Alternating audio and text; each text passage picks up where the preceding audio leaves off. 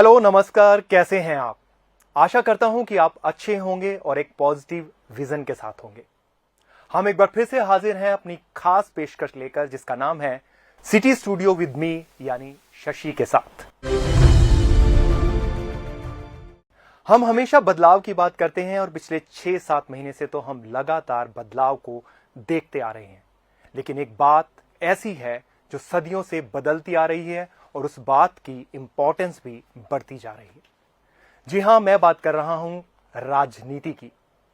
तो आप इतना तो समझ ही गए होंगे कि आज हमारे स्टूडियो में जो गेस्ट हैं वो एक राजनेता ही हैं। लेकिन उनका इंट्रोडक्शन देने से पहले मैं उनके बारे में चंद बातें आपको बताना चाहूंगा। वो 2 बार विधायक रह चुके हैं, मेंबर ऑफ पार्लियामेंट रह चुके हैं और आज हरियाणा सरकार में एक बड़े ओहदे पर हैं। जी हां, मैं बात कर रहा हूं deputy speaker of Haryana Ranbir Gangwa ji की। रणबीर जी, आपका स्वागत है, अभिनंदन है। नमस्कार। रणबीर जी, बात बहुत पुरानी है, वहीं से थोड़ा सा शुरू करते हैं कि राजनीति में सोच समझकर आए या अचानक से एकदम से रास्ते बनते चले गए और आप आ गए? देखिए, मैंने कभी सोचा ही नहीं था और मैं ये मान करके चलता हूँ मैं पॉलिटिकल आदमी हूँ भी नहीं। मैं एक साधारण किसान परिवार में पैदा हुआ। गंगवा गांव है मेरा। और जब ये जिला परिषद के चुनाव थे 2000 में, तो अचानक बैठे बैठे ही किसी मेरे दोस्त है, उन्होंने कहा कि आपके गांव से जिला परिषद का चुनाव कौन लड़ रहा है। मैंने कहा अभी पता नहीं किसका। पता किया तो कोई नहीं लड़ रहा और वो आखिरी दिन था नॉमिनेशन भरने का। और उसने कहा नहीं चल फार्म भरते हैं। मैंने कहा यार मेरी तैयारी नहीं, तो चलो भरते हैं। मैंने फार्म भर दिया, मैं चुनाव जीत गया और जीतने के बाद में यहीं से मेरी राजनीतिक शुरुआत हुई 2000 के अंदर। 2000 में मैं जिला परिषद का मेंबर बना और मेंबर बना तो शशि जी, मेरी जानकारी ना तो कोई कांग्रेस पार्टी में थी, ना लोकदल पार्टी में थी, कहीं भी नहीं थी। मैं खाली एक वोटर था। मैं कोई राजनेता या राजनीति के अंदर मेरा कोई ज्यादा इंटरेस्ट नहीं था। लेकिन जब मैं अच्छे वोटों से जीत गया, क्योंकि मेरा सोशल जरूर रहा है। ओके, शुरू से ही मतलब आप सोशल जो एरिया था, या यूं कहें कि लोगों से जो मिलना जुलना था, वो आपका था। हाँ, वो मेरा सोशल रहा है और उस सोशल के कारण लोगों का मुझे प्यार मिला। उन्होंने अच्छे वोटों से जितवा दिया और उसके बाद में मुझे डिसाइड करना था कि मुझे कौन सी पार्टी के अंदर मैं जाऊं। तो उस टाइम में इंडियन नेशनल लोकदल पार्टी की सरकार थी और चौधरी देवीलाल जी की नीतियों से मैं प्रभावित भी था। तो मैंने इंडियन नेशनल लोकदल 2000 में ज्वाइन की और वहीं से मेरी राजनीति की एक शुरुआत हुई। और उसके बाद में 2005 में मैंने दोबारा जिला परिषद का चुनाव लड़ा।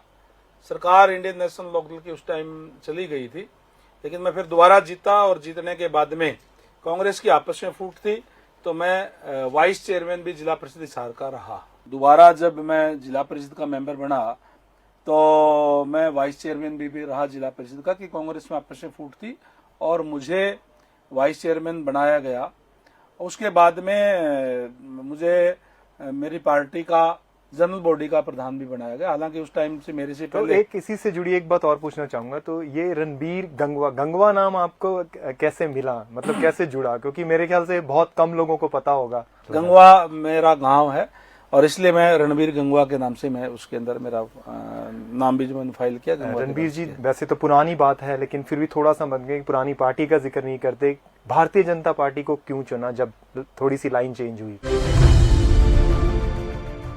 देखिए, जैसे मैंने पहले कहा कि मैंने इंडियन नेशनल लोकदल पार्टी में काम किया और लगातार लगभग 20 वर्ष तक वहां काम किया।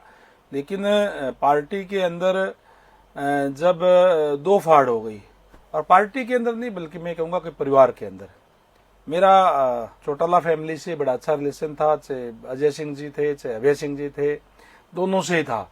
और जब वो दोनों आपस के अंदर जो 2 फाड़ हो गई और इस सतर तक हो गई, वो आपने मीडिया के जरिए और देखा होगा, तब मैं कोई एक पार्टी की तरफ जाना मैंने नहीं सोचा था। फिर एक समय तो ऐसा आ गया था कि मेरे मन में आ गया था कि यार इस राजनीति से तो छोड़ दिया जाए, क्योंकि हमने बड़े दिल से काम वहां किया था। उसके बाद में मैं विधानसभा के अंदर था 2005 में। 2014 के अंदर जब चुनाव था तो मैं पार्टी की तरफ से चुनाव लड़ा और मैंने जब आदरणीय मनोहर लाल जी जो हमारे मुख्यमंत्री है, उनकी जो नीतियों से मैं जरूर प्रभावित हुआ, क्योंकि उसके उस समय काफी जो पॉलिटिक्स के अंदर जो आपके साथ जो लोग जुड़े हुए होते हैं, और काफी लोग ऐसे होते हैं जो केवल आप तक सीमित होते हैं, आपकी वजह से वो पार्टी के अंदर होते हैं, और कुछ पार्टी की नीतियों के साथ भी होते हैं। तो जो केवल आप तक होते हैं, उन्होंने कहा यार आप तो छोड़ दो कि हम कहाँ जाएं, हम कहाँ लगें, और आपको अब कोई फैसला लेना चाहिए। तब मैं तमाम साथी मित्रों की राय से और आदरणीय मनोहर लाल जी की जो नीतियां थी, विशेष रूप से जो हरियाणा प्रदेश के अंदर एक प्रचलन था कि नौकरियां केवल और केवल या तो पॉलिटिकल सिफारिश से मिलती है, चाहे किसी की भी सरकार रही हो, या पैसे से मिलती है, उस चीज को दूर करके और उन्होंने जो मेरिट के आधार पर नौकरियां देने का काम किया।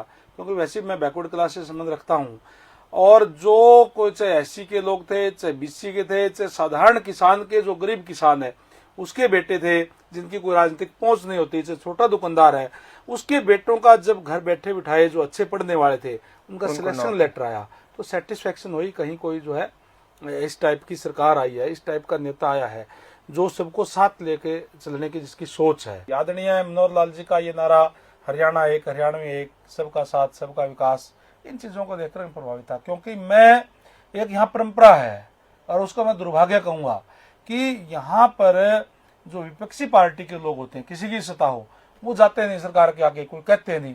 मुख्यमंत्री होता है सबका होता है। मैंने एक दो काम विकास कार्य के लिए मैंने माननीय मुख्यमंत्री महोदय को कहा, तब आप पार्टी में नहीं थे, तब मैं इंडियन नेशनल लोकदल तब इंडियन नेशनल, तब उन्होंने जो है ना उन्होंने तुरंत उनको करने का काम किया। तो मैंने कहा कि देखो, जो एक जो परंपरागत हमारी राजनीति है उससे हट करके जो है ये नेता है, और हमें इसके साथ लगना चाहिए। तो अब आप डिप्टी स्पीकर हैं, और अभी हाल ही में आपने स्पीकर की भूमिका भी निभाई, तो कौन सा काम मुश्किल लगा आपको, विधायक बनना या विधायकों को संभालना? काम कोई भी मुश्किल नहीं होता, और कोई भी आसान भी नहीं होता। काम तो जिस काम में आप लगे हो, आप अगर अपने पूरे कंसंट्रेशन से उसके अंदर अपना अगर पूरा देते हैं 100%, तो अगर फिर 100% देते हैं तो कोई भी काम कोई मुश्किल भी नहीं होता। जहां तक विधायक बनने की बात है, इसमें भी कोई दो राय नहीं, वो भी कोई आसान नहीं होता। और जब आप लोगों के अंदर हो और लोगों का आप दिल जीतने का काम करते हो, तो फिर वो कोई मुश्किल भी नहीं होता।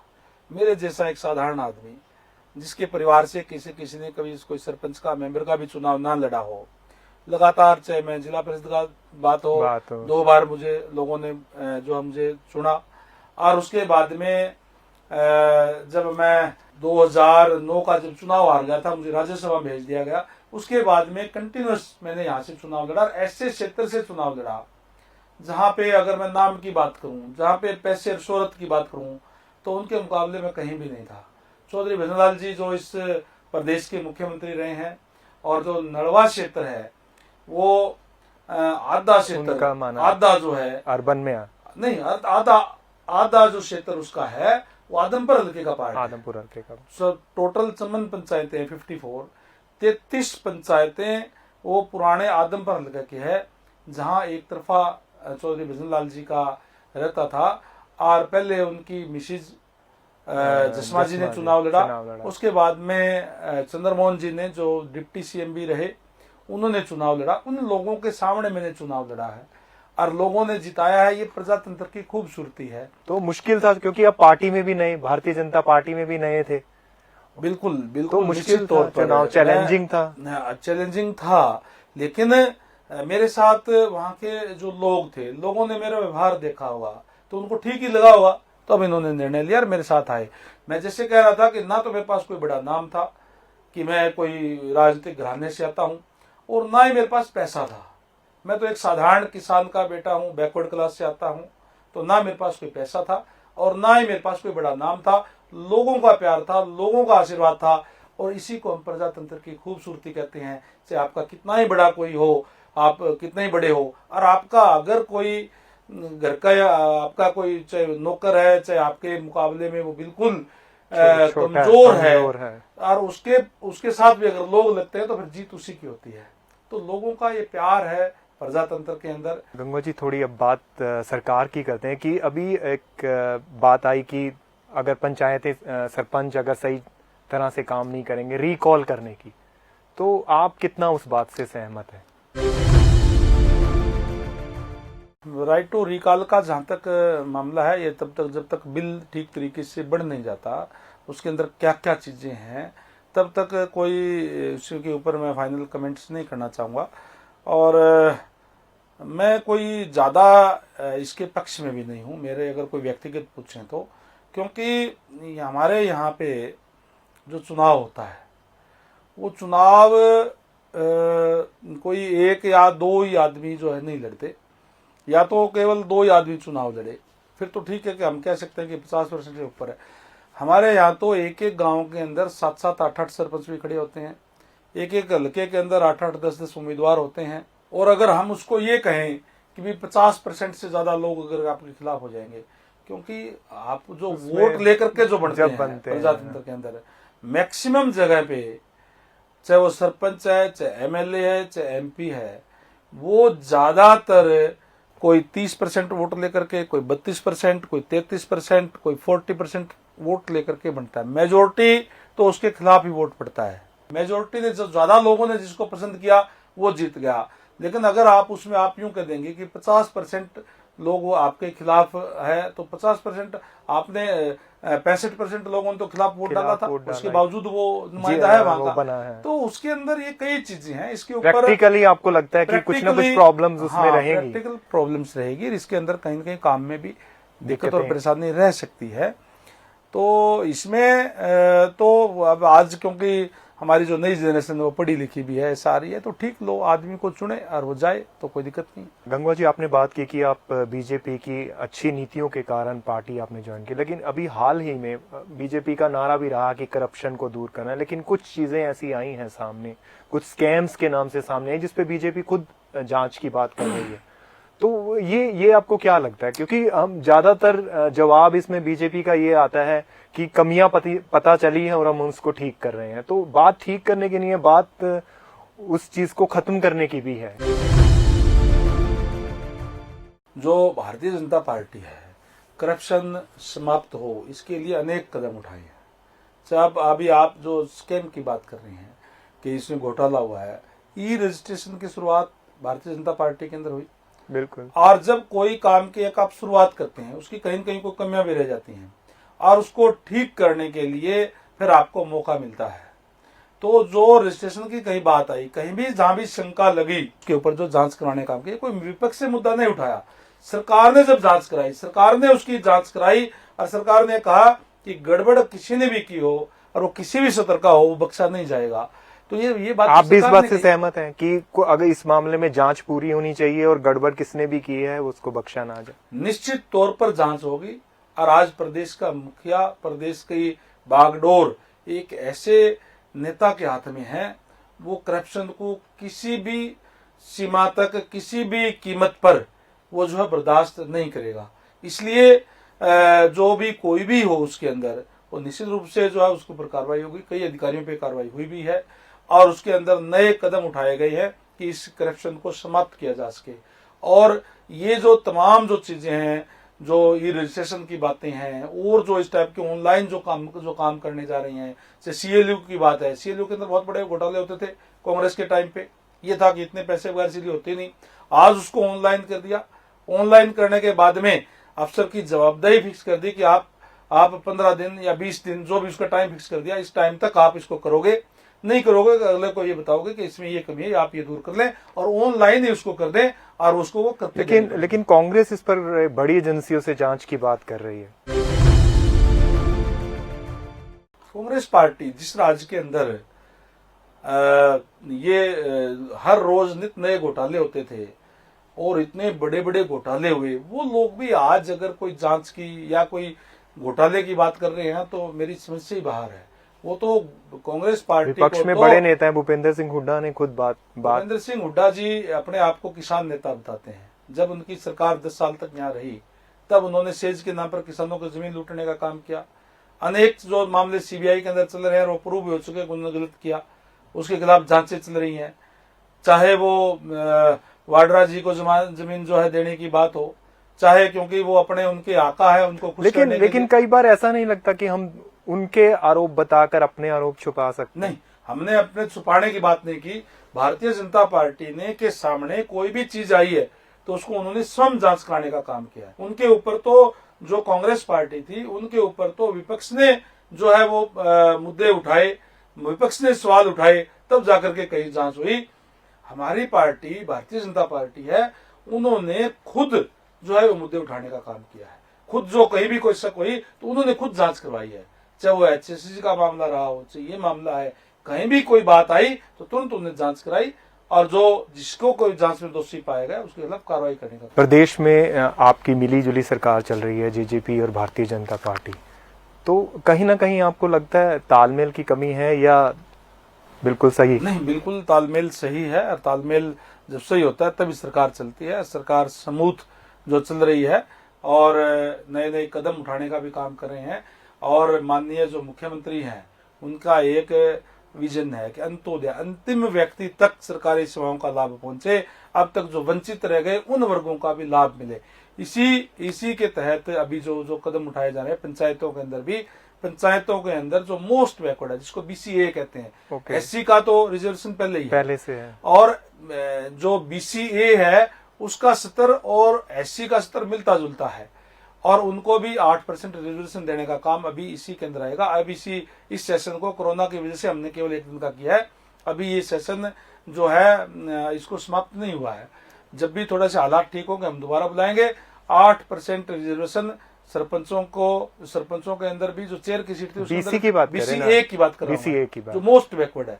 मैंने कहा नहीं, अंत्योदय, अंतिम व्यक्ति तक जिनको अब तक लाभ नहीं मिला उनकी दिशा में भी जो एक कदम ये है, उसी तरीके से आदरणीय मनोहर लाल जी ने उठाने का जो काम किया है उसके लिए मैं आपके चैनल के माध्यम से भी माननीय मुख्यमंत्री महोदय का, सरकार का धन्यवाद करूंगा कि मोस्ट बैकवर्ड का भी जो सुध लेने का काम जो है वो किया है। उसके अंदर अभी आएगा और 50% रिजर्वेशन महिलाओं को भी देने का जो प्रावधान जो ना वो किया है कि महिलाओं को जो नारा है बेटी बचाओ बेटी पढ़ाओ, वो किस चीज में 50%? पंचायत राज के अंदर जो है वो, चाहे वो जिला परिषद है, चाहे ब्लॉक समिति है, चाहे सरपंची है, गांव की मेंबरी है, उसके अंदर जो 50% आरक्षण जो है वो महिलाओं के लिए भी। रणबीर जी, वापिस हिसार की तरफ आते हैं कि नलवा आपका क्षेत्र रहा है, तो नलवा के लिए आपका विजन क्या है? क्योंकि आपकी पार्टी में तो लोग करते ही हैं कि रणबीर जी को नलवा से हटाना बड़ा मुश्किल काम है, लेकिन विपक्ष भी ये बात करते हैं कि अगर वहां से कोई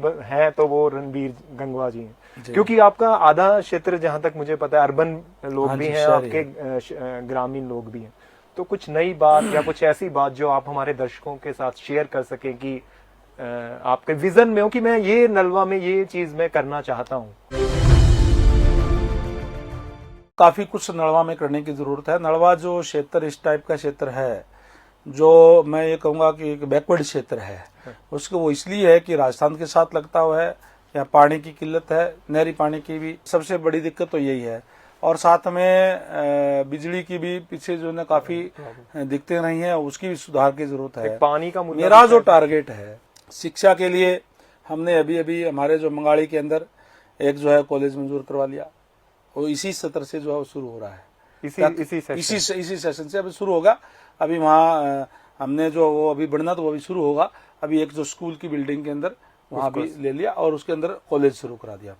अभी एक संस्कृति मॉडल स्कूल जो प्राइवेट स्कूलों की तरफ ज्यादा जो है बच्चे जाते हैं और यूं कहते हैं सरकारी स्कूलों के अंदर पढ़ाई कम होती है, तो एक शुरुआत के तौर पर हमें आर्या नगर के अंदर एक संस्कृति मॉडल स्कूल हम बनाने जा रहे हैं, जो जल्दी अभी बनेगा, जिसके अंदर पहली क्लास से इंग्लिश जो है वो शुरू होगी और जो बच्चे प्राइवेट की बजाय जो प्राइवेट के अंदर जो सुविधाएं मिलती है उससे भी बेटर सुविधा, अच्छी सुविधा सरकारी स्कूल में उनको मिले, इसके लिए एक शुरुआत की है हमने आर्या नगर के अंदर, अभी मंजूर करवाया, जल्दी वो जो है वो शुरू हो जाएगा। इसके साथ साथ मेरा टारगेट ये है कि अगले वर्ष तक जो 2021 का साल आएगा इसमें नलवा हल्के के जितने भी गांव हैं उन तमाम गांवों के अंदर 20-22 घंटे की जो लाइट होती है उसको जोड़ दिया जाए। उसके ऊपर काम हमारा जो चल रहा है उसकी दिशा के अंदर अभी तक कहीं 16 घंटे हैं और कहीं उससे भी कम इस टाइप का जो था ग्रामीण क्षेत्र के अंदर भी हम शहरी तर्ज के ऊपर लाइट देने का प्रयास, मेरा टारगेट ये है कि अगला जो साल है 2021 का जो साल आ रहा है उस तक हम जो है इसको करने का जो है काम करें। और इसके साथ साथ जो पानी का जहां तक मामला है, जो बहुत बड़ी समस्या है, जो अब चुनाव क्योंकि में यहाँ भी का मुद्दा है। ग्राउंड वाटर हमारा नीचे का खा रहा है, लोगों को पानी मिले इसके लिए भी हमारी जो मीटिंग्स होनी थी सीएम साहब से भी और इससे भी, ये कोरोना के चलते वो मीटिंग नहीं हो पाई। और उसके अंदर भी हमारा जो एक न्यू सिवानी फीडर जो है वो इससे जो पेटवाड़ से और हिसार के लिए बने, जिससे WJC का पानी हमारा जो है 4 महीने तो जो रेनी जो सीजन था उसके अंदर ज्यादा से ज्यादा आ सके, और बरवाड़ा ब्रांच से भी वो भी उसकी कैपेसिटी बढ़ा करके ताकि हमारा पानी आ सके। मेरा प्रयास ये है कि यहाँ हमारे किसानों को ज्यादा से ज्यादा पानी मिले, शिक्षा का स्तर अच्छा हो, बिजली जो लोगों को पूरा मिले, ये मेरा जो है विजन है, मेरा टारगेट है। और अभी जो काम हम जो करवाना चाहते थे, इतना काम जो इतने टाइम में भी हो जाना चाहिए था, वो अब ये साल तो मैं ये कहूंगा कि हमारे जो देसी भाषा में कहते हैं करड़ाई वाली साल है। इस साल के अंदर हमने कोरोना भी आ गया, इस साल के अंदर हमने लॉकडाउन भी देख लिया, जो कभी सुना ही नहीं था नाम, जनता कर्फ्यू भी देख लिया। और तो और हम जब जो पहले बुजुर्गों से सुनते थे यहाँ टिड्डी आती है तो वो भी आई। इस साल तो जैसे मैंने कहा करड़ाई की साल है, इस बार जो ना फसल जो है, नरमे की फसल है, चाहे वो हमारी मूंग की फसल है, चाहे हमारे जो बाजरे की फसल है, उसके अंदर भी बीमारी जो आई हुई है, तो इससे भी निपट रहे हैं। हम स्पेशल गिरदावरी प्रशासन को कह के करवा रहे हैं ताकि किसानों को राहत मिल सके। तो ये जो इस टाइम था, मैं परमपिता परमात्मा से प्रार्थना करता हूँ कि ये जल्दी ये जो पीरियड चला जाए और अच्छा टाइम आए ताकि हम और बेहतर तरीके से लोगों के जो है सेवा कर सके। अगले हफ्ते हम आपको फिर मिलेंगे एक नए गेस्ट, एक नए मेहमान के साथ। हम मानते हैं कि वक्त थोड़ा मुश्किल भरा है, लेकिन हमारे हौसले बुलंद हैं। हम हैं, गंगवा जी हैं, आप हैं, हम सब मिलकर चलें तो ये वक्त भी निकलेगा। अपना ख्याल रखिएगा। अगले हफ्ते हम फिर मिलेंगे सिटी स्टूडियो विद मी यानी शशि के साथ, एक नए मेहमान के साथ। नमस्कार।